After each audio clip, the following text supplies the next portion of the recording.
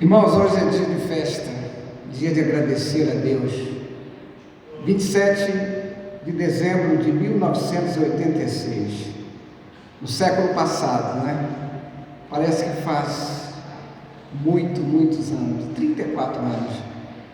E eu tenho o privilégio hoje de estar ouvindo o nosso querido Miracildo. Quero convidá-lo. Miracildo foi um dos grandes líderes da Igreja Batista Jardim Guanabara, que ainda continua lá, que me deu tanto apoio ali naquela igreja, e hoje eu vou ter o prazer de ouvi-lo.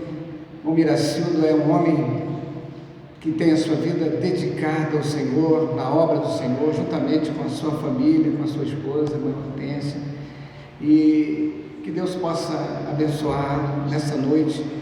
E essa palavra que ele trouxe aos nossos corações, preste atenção, porque ele sempre tem uma palavra de vida, uma palavra de esperança.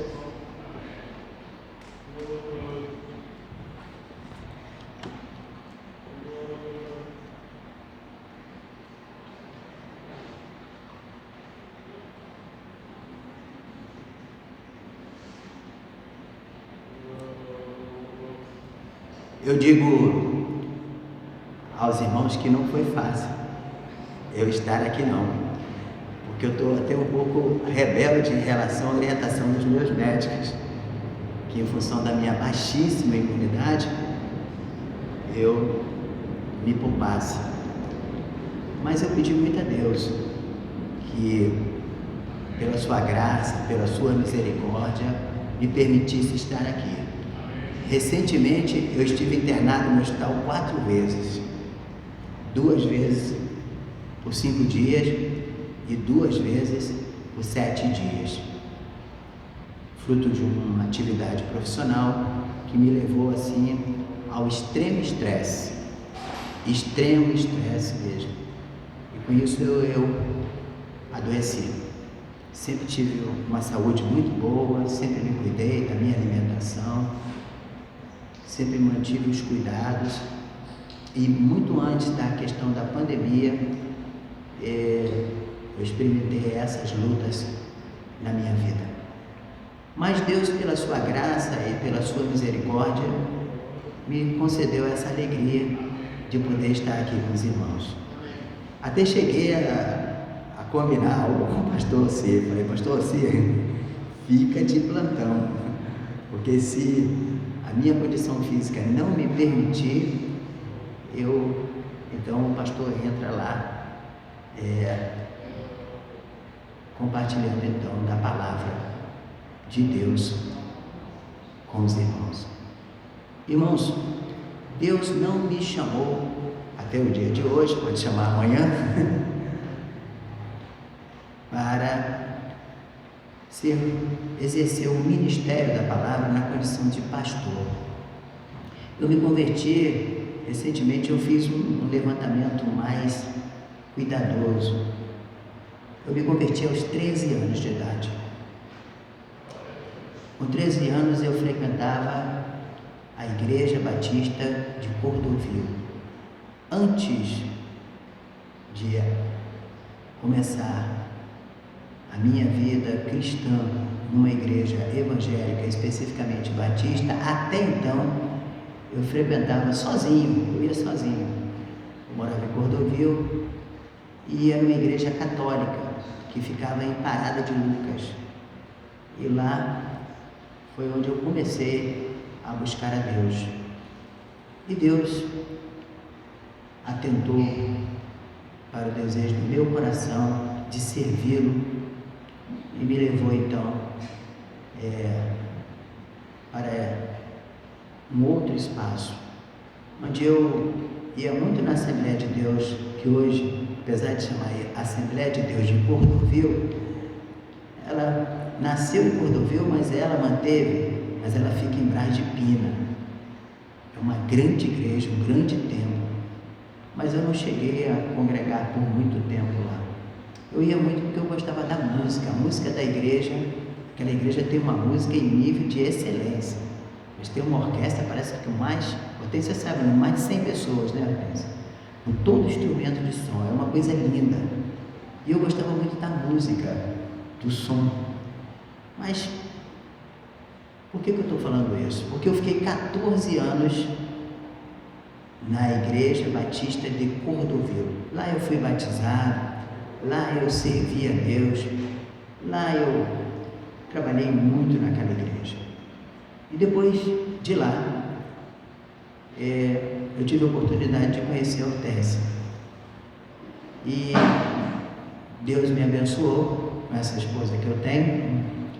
E nós decidimos que ela, que era aqui da Ilha do Governador, e eu que estava lá e morava em Cordovil, quando nós nos casamos, nós resolvemos ficar aqui, na Igreja Batista do Jardim Guanabara. E aqui, na igreja aqui local. Então, aqui ficamos por 7 anos. Passamos momentos assim difíceis aqui, muito difíceis, mas Deus nos abençoou. E aqui Deus nos presenteou com a irmã Lucy, seus filhos, com o Liogé, que já está na presença do nosso Pai. Nos abençoou com a Raimunda, Damião, com a Eva. E se eu for mencionar aqui os irmãos todos, minha mente não está me ajudando. Mas Deus nos abençoou. E aqui na Igreja Batista de Jardim das Praias, nós éramos uma família. Nós éramos uma família. E aqui nós ficamos durante 7 anos. Porque entendíamos que aquele era o propósito de Deus. E daqui eu fui, quando a igreja estava organizadinha, estava bem. Então daqui eu fui para a Igreja Batista de Parque União. E fiquei lá por mais 7 anos. 14 em Cordovil, 7 aqui. E trabalhamos muito, irmãos, muito. A igreja não tinha uma infraestrutura muito boa. Tinha um esqueleto. Alguns andares não tinha piso, ainda estava no cimento batido. E precisava colocar janelas, e eu não vou, porque isso aí seria uma história muito longa. Mas a igreja abraçou o desafio. E hoje é um templo dentro da comunidade, um templo muito bonito, muito moderno, muito bem preparado. E conseguimos comprar um terreno que o homem não vendia de jeito nenhum. E quando eu cheguei, eu falei, se nós tivéssemos esse terreno aqui, uma outra entrada da igreja, seria maravilhoso. Aí alguém falou assim para mim, não procure, não fala com ele, porque toda vez que vão falar com ele, ele briga, que ele falou que só vai vender isso aqui para a igreja quando ele se aposentar, porque ele vai morar em Macaé. Então, por favor, minha senhora, não cometa esse erro. Então, eu fiquei amordaçado, mas o meu coração não. E um dia eu estive com esse senhor e conversamos bastante. Ele tinha um amor pela Fiocruz, aquilo ali para ele era um paraíso. E eu estava na Petrobras já como funcionário e começamos a trocar ideia. E eu falei com ele assim, quais são os seus planos? Ele falou, quando eu me aposentar, eu vou embora para Macaé. E aí, o senhor tem planos de fazer o que com essa propriedade? Vou vender para a igreja, porque a igreja quer comprar. Mas tem um pessoal chato que quer que eu venda logo. E isso me irrita. Olha que eu não tinha nem tocado no assunto. Aí, conclusão. Eu falei, e se o senhor continuasse morando aqui? É um prédio de 4 andares, nós levei um engenheiro lá que era especialista em cálculo estrutural. Se nós colocássemos mais um andar aqui em cima, não falei isso para ele, se nós conseguíssemos que o senhor vendesse, porque o tempo vai passando, de repente Macaé vai ficar muito caro, o senhor recebesse dinheiro. Mas a igreja não vai fazer isso. Eu falei, e se fizer? Eu vendo? Compramos. Compramos. E ele gostava muito de mim, sempre eu passava lá na rua, vem tomar um café comigo aqui, entra aí, eu tomava um café com ele. Compramos, construímos mais um andar em cima, separei a casinha dele direitinho, e um dia ele se aposentou na Fiocruz, foi embora para Macaé, e nós nos apossamos do último espaço que faltava. E permitimos que a igreja, que saía para uma rua estreita lateral, passasse a ter o acesso para uma avenida larga. Dali eu fui para a Igreja Batista, Terceira Igreja Batista da Ilha. Aí tinha assim, Tibig, Terceira Igreja Batista da Ilha. Mas quem passava na rua, Tibig, o que é Tibig? Aí sugerimos ao pastor, nós criamos uma marca para a igreja, uma igreja a serviço de Deus e da vida. E mudamos o nome de Tibig para Igreja Batista no Jardim Guanabara, para criar uma identidade com o bairro, porque quando nós lá chegamos, era uma minoria que morava, residia no Jardim Guanabara, as pessoas vinham de fora, agora criava uma identidade com o bairro. E aí, se fiquei 14, 7, estou lá há 20 e poucos anos. Cheguei lá em 2001, há 19 anos, mas precisamente 19 anos que eu estou nessa igreja. Já superou a própria Igreja Batista de Cordovil. Mas sinto também que Deus está me chamando para ajudar outra igreja. Tenho conversado isso muito com o Tense. Não sou pastor até o dia de hoje, porque sinto que o chamado que Deus me deu foi de ser um ajudador de pastor e um ajudador de igreja. Essa igreja ficou um tempo sem pastor, e nós ficamos aqui 2 anos trabalhando com essa igreja. E valeu a pena. Nosso santuário era lá atrás. Aquela irmã, eu esqueci agora o nome dela, que mencionava aqui para os adultos, Sueli, não era isso? A irmã que dava aula, alfabetizava aqui. Você foi aluna dela? Como era o nome da professora? Como era o nome dela? Sueli, irmã Sueli.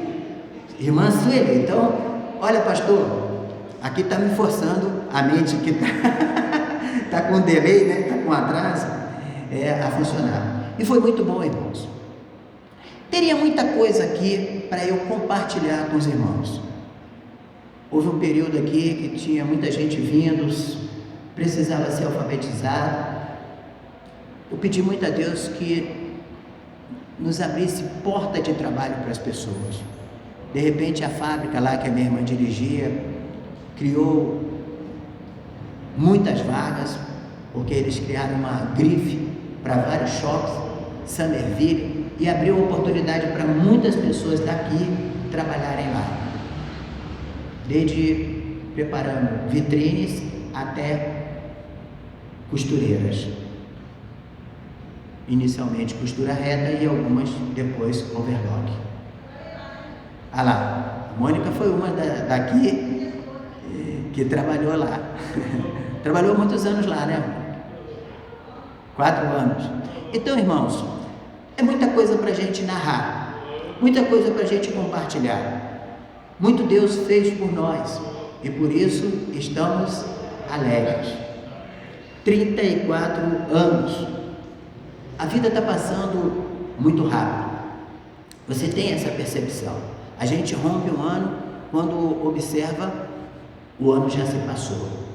Mas é uma profecia que diz que por amor aos escolhidos e por se multiplicar, primeiro, por se multiplicar a maldade, quer dizer, a violência, a gente chega a ficar chocado com algumas situações que a gente vê. Por exemplo, não vou citar muitas, mas uma que feriu a minha alma foi essa mãe que levou as crianças para que o pai pudesse passar o Natal com ele, e numa discussão, porque ele já tinha intencionado isso no seu coração, ele a matou com 16 facadas na presença das crianças. Então, o mundo, a Bíblia fala, jaz no maligno. Mas, irmãos, nós não podemos nos conformar, e não tomeis a forma desse mundo, mas transformai-vos pela renovação do vosso entendimento, para que possamos entender, compreender qual seja a boa, agradável e perfeita vontade de Deus. Então eu quero dizer uma coisa para vocês: Deus tem o melhor para essa igreja, e que muitos irmãos já experimentaram, mas muito ainda por experimentar, desde que para tal nós o sirvamos de corpo, alma e espírito, e com alegria no nosso coração. 34 anos.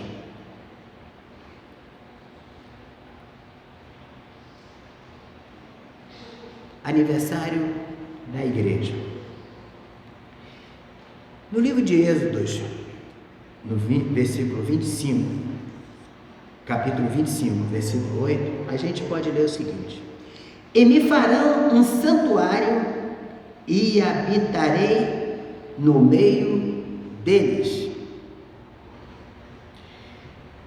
E me farão um santuário e habitarei no meio deles. Quando a igreja busca a face do Senhor, quando a igreja entende que deve crescer no conhecimento da palavra, na intimidade com Deus, no ser abençoado e abençoador. Eu costumo dizer que a vida cristã se resume em poucas frases, irmãos, poucas. Uma delas é um Deus que nos abençoa para que nós abençoemos. Não para que ostentemos, não que para que nos sintamos melhores. Não. O cristão tem alegria em sendo abençoado, abençoar vidas. Eu poderia narrar muita coisa, mas eu quero citar algo para os irmãos. Quando eu passei por essas igrejas, Parque União, eu dei muita aula lá, aulas gratuitas, e levava com muita dedicação. E preparei muitas auxiliares de creche, preparei muitas merendeiras no curso e tive excelentes resultados. Excelentes resultados. Depois ousei mais, preparei para turmas para Petrobras, também tive excelentes resultados. Na igreja então lá no Jardim Guanabara, eu peguei uma turma, quase que 100% da minha turma, porque foi um TAC, termo de ajuste de conduta, que a Petrobras teve que assinar com os órgãos governamentais. E ela tinha muito menos técnico de segurança do trabalho do que ela deveria ter pela natureza do risco que a envolvia. E nós preparamos ali. Eu só tive um aluno reprovado, que eu já esperava, porque ele não ia à aula, ele não dava mínimo. E os outros 33, um só não quis ir, que mais tarde se arrependeu amargamente. Os outros 32 estão até hoje na Petrobras e alguns já se aposentaram, porque quando foram para a Petrobras já tinham experiência como funcionários da própria empresa Petrobras. Um Deus que nos abençoa para que nós abençoemos. Quanto mais você se permite ser usado por Deus para abençoar, mais Deus nos abençoa, mais Deus nos concede.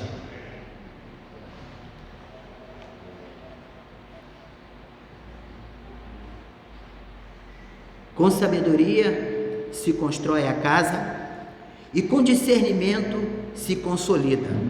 Mateus 16, de 3 a 18, e ainda Provérbios 24, 3, que eu já tinha lido, outro texto com os irmãos. Na Sociedade Bíblica do Brasil, aqui fala um outro texto: com sabedoria se edifica a casa, e com inteligência ela se firma. Aqui está se referindo à casa, a sua casa, a minha casa. Não é a casa de Deus, não é o santuário. A primeira que eu li é o santuário.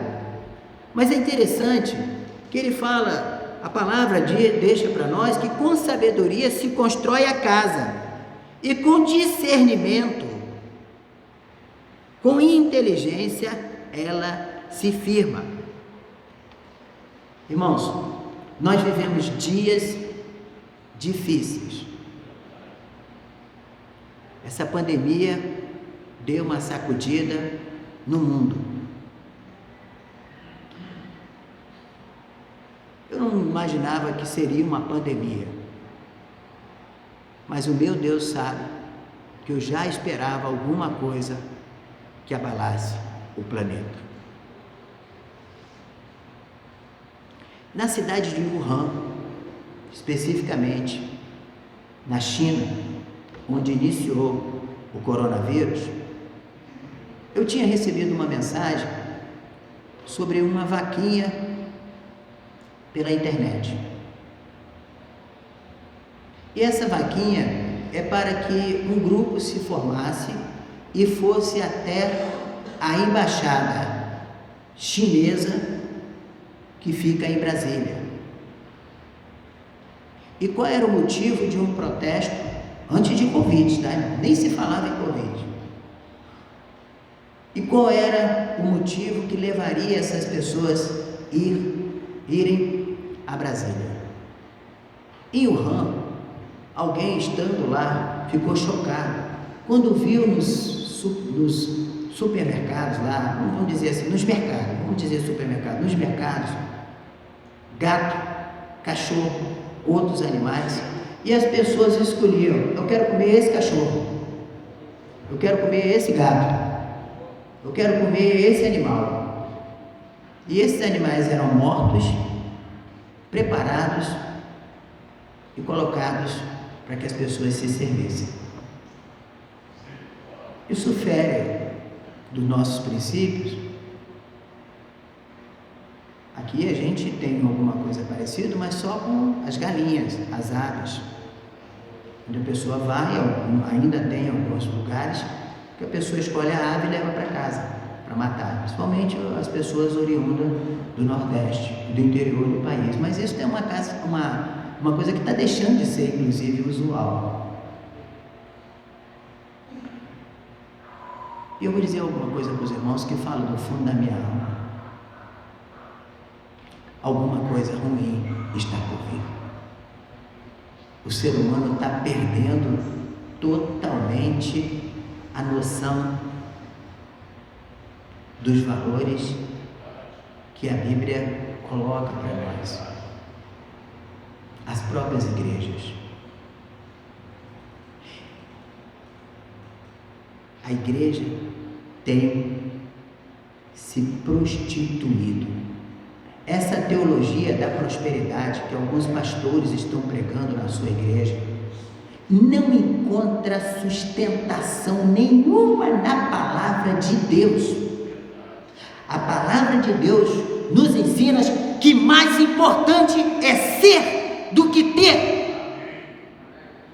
Vós sois o sal da terra, e se o sal for sem sabor, for insípido, como há de salgar? Vós sois a luz do mundo, e não se pode esconder uma lamparina em um lugar baixo, mas ao contrário, ela é colocada no alto para levar luz. Essa é a missão da igreja. Nós não temos luz própria, mas nós refletimos a luz de Jesus, como a lua, o dia de lua cheia. O dia que a lua, a própria televisão fala, se aproxima muito da Terra, e o que ela torna-se? A lua prateada, onde ela brilha intensamente e chega a formar uma coroa em volta dela. É isso.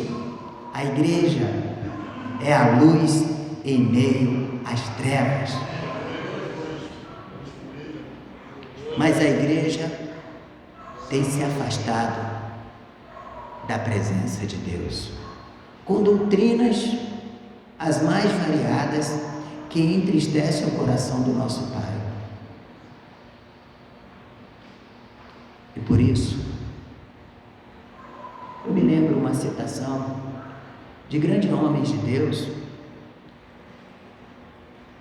quem especificamente muito a usava, eu não sei, a minha mente não ajuda a lembrar, mas ela era mais assim: pode o mundo ver Cristo em nós? Através dos nossos atos, através das nossas atitudes, pode Cristo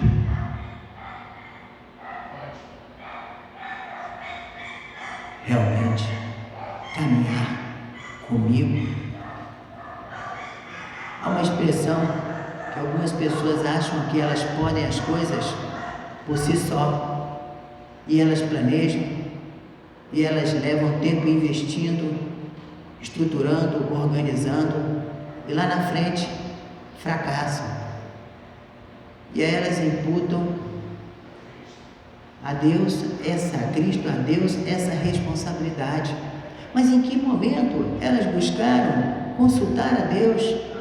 Em que momento elas pediram discernimento, sabedoria, entendimento, graça, misericórdia sobre suas vidas? Decidem, desprezando o próprio Deus, e sofrem como tal as consequências. Eu quero dizer uma coisa para você. A minha infância não foi uma infância fácil. Não foi. Foi de muita luta.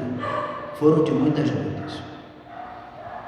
Por calúnia, difamações, nós tivemos que sair do interior, fugidos como família, para nos escondermos na cidade do Rio de Janeiro.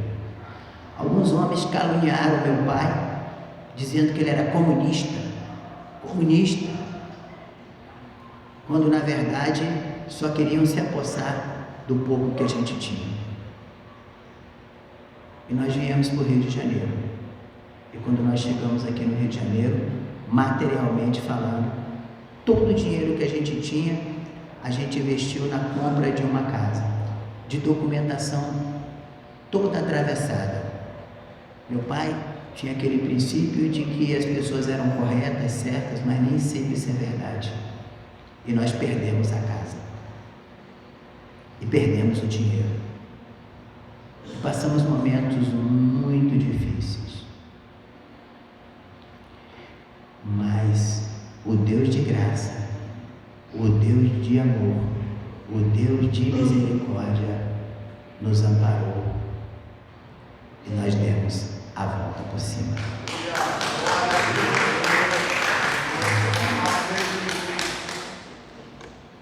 Se as coisas não estão indo bem na sua vida,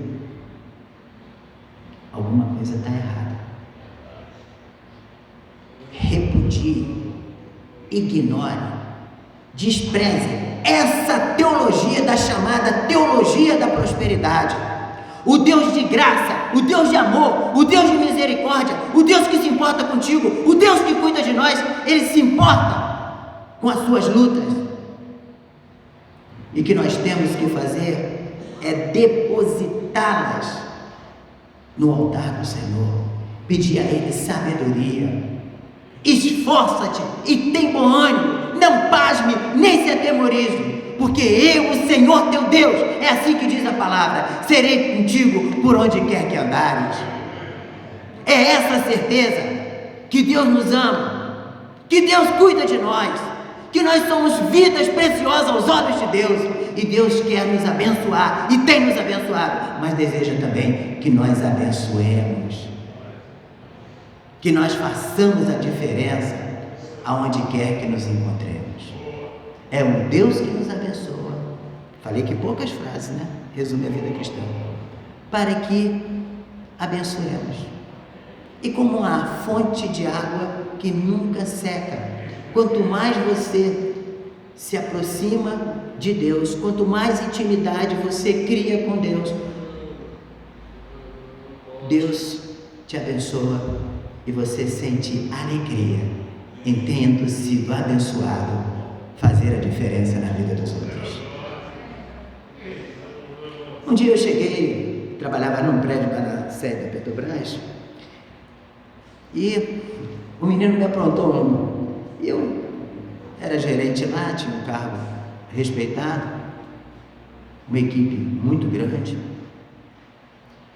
Eu fui tomar um cafezinho, tinha um espaço lá, e quando eu entrei, aquele menino aprontou uma para mim, brincou comigo, mas na hora eu levei um susto. Eu não o reconheci, já tinha anos. Ele, quando eu entrei, ele falou assim: é esse aí! Eu falei assim: esse? Sim. Aí eu falei: não deve ser eu. Ele falou: é esse cara aí! Sério, assim, me olhando, né? E os colegas tudo assim, olhando para mim. Ele falou assim: você não é o Miracildo? Eu falei: sou. Eu falei assim: eu acho que eu conheço, tem muitos anos que eu não vejo, mas pensei, né? Não falei com ele. Ele falou assim: esse aí que é o responsável de eu estar na Petrobras, cara, vem cá que eu vou te dar um abraço, cara. Tinha sido um aluno meu, rapaz. Eu até falei isso com a Hortência, mas esse cara parecia um maluco. Me deu um susto. Quando ele me recepcionou dessa forma, e uma alegria no coração. Não tem mérito, não tem honra para nós. Toda honra, toda glória seja dada ao nosso Deus. E quando você sente a dor do próximo, a luta do próximo, as dificuldades do próximo, e estende a sua mão, Deus não somente te renova as energias, a força, te dá a sabedoria dos céus, a palavra que aquele que está sofrendo precisa, mas Ele abençoa a sua vida para que você o abençoe. E quanto mais, é uma fonte inesgotável, quanto mais você abençoa, mais Deus se alegra e consequentemente abençoa a sua vida.